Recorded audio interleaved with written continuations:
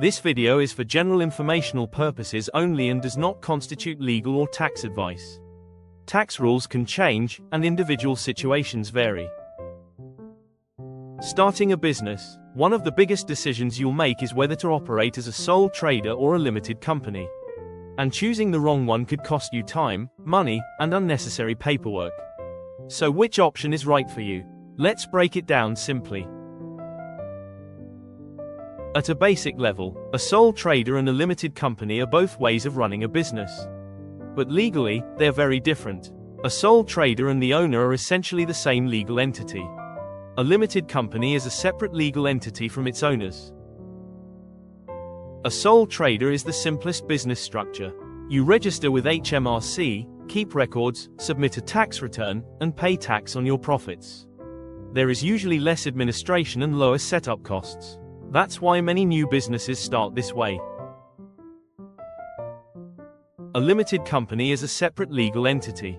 The company can earn money, own assets, and enter contracts in its own name. It also has additional legal and accounting responsibilities, but it can provide greater protection and flexibility. One of the biggest differences is liability. As a sole trader, you are personally responsible for business debts. But with a limited company, liability is generally limited to the company itself. This is why it's called a limited company. Tax is another major consideration. Sole traders generally pay income tax and national insurance on profits. Limited companies pay corporation tax on company profits. Owners may then take money through salary, dividends, or a combination of both. The best option depends on individual circumstances. Sole traders usually have less paperwork.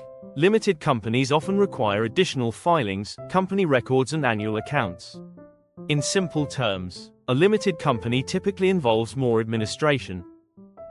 Some business owners feel a limited company creates a more professional image. Clients may see a company as larger or more established, but many successful businesses operate perfectly well as sole traders. A sole trader is usually cheaper and easier to start. A limited company may involve additional accounting, administration, and compliance costs. So it's important to consider the overall picture, not just tax. A sole trader structure may suit freelancers, side hustles, new businesses, and people looking for simplicity, especially during the early stages of trading. A limited company may suit growing businesses, businesses taking on greater risk, owners looking for limited liability, or businesses with more complex financial arrangements. Imagine you're earning £30,000 from freelance work. At that level, a sole trader structure may often be perfectly suitable. But as income grows, some business owners begin exploring whether a limited company could offer advantages. The right choice depends on your circumstances. There isn't one answer that fits everyone. Sole traders benefit from simplicity. Limited companies offer separation and additional protection. The best option depends on your income, goals, risk profile, and future plans. If you're just starting out, a sole trader may be the simplest option. If your business is growing, a limited company may be worth exploring. Understanding the differences helps you make better decisions from day one. Choosing between a sole trader and a limited company is an important first step. But before you start trading, there's another question many people overlook.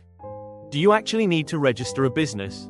If you're freelancing, selling on eBay or Etsy, running a side hustle, or earning money online, the answer isn't always as straightforward as you might think.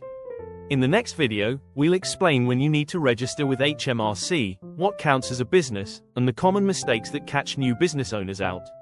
Subscribe to Simply Explained Studio so you don't miss it.